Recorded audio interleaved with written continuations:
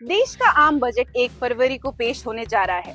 जब संसद में वित्त मंत्री अपना बजट भाषण देंगी, तो उस दौरान कुछ ऐसे शब्द होंगे जो थोड़े भारी भरकम होंगे, जिसको समझना आम आदमी के लिए थोड़ा मुश्किल होता है। तो आज इन्हीं शब्दों में से कुछ शब्द हम लेकर आज जनता के पास जाएंगे और करेंगे जनता का नॉलेज टेस्ट। आइए चलते हैं।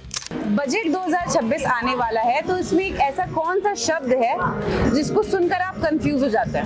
मैम जैसे कि गेट है मैम, इसमें ऑल पीपल मैम कंफ्यूज रहते हैं क्योंकि इसमें बजट में मैम गेट आता है, उसको कैसे कहा जाएगा ऐसे होता है।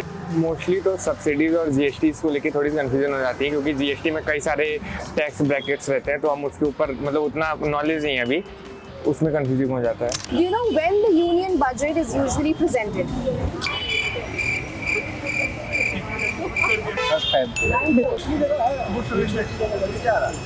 ये तो थोड़ा डिफिकल्ट नहीं, आपने बोला था इजी होगा। जब देश की जो है इकोनॉमी सही होती है तभी देश का बजट आएगा। Who presented the union budget last year? Nirmala Ratan. Can you give me options? Government ही करती है, गवर्नमेंट ऑफ इंडिया नहीं, गवर्नमेंट में कौन करता है? गवर्नमेंट में ये तो यूनियन फाइनेंस मिनिस्टर और फाइनेंस मिनिस्टर कौन है हमारे देश की? Nirmala Sitharaman ji. What is the full form of GST? Goods and services tax. Correct. Good service tax. बिल्कुल. Goods and services tax. Good service and tax. Ma'am GST का गुड्स एंड सर्विस टैक्स है ma'am, full form. Goods and service tax होता है। अगर आप देश के finance minister होते तो आप सबसे पहला बदलाव किस चीज़ में लाते? सबसे पहला बदलाव तो एजुकेशन सेक्टर में, क्योंकि एजुकेशन सेक्टर में सिर्फ फंड देने से कुछ नहीं होगा, स्ट्रक्चरल चेंजेस हमको करने पड़ेंगे।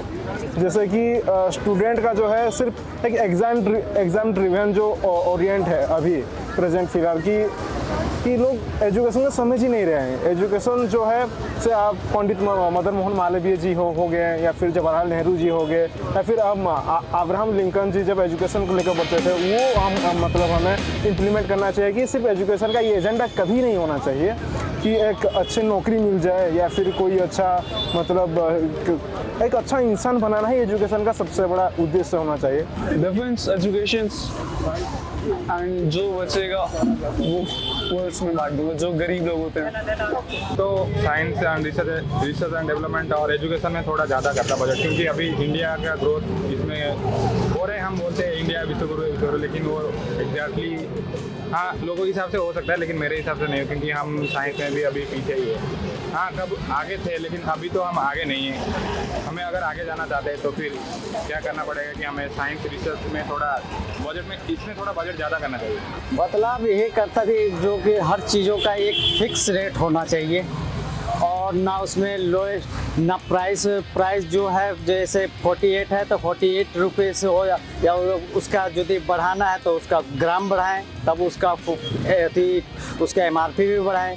उसके साथ साथ में ये चेंजिंग होना चाहिए। I gave you a good blooper, I think. For more of such videos, do like, share and subscribe to ET Now Swadesh.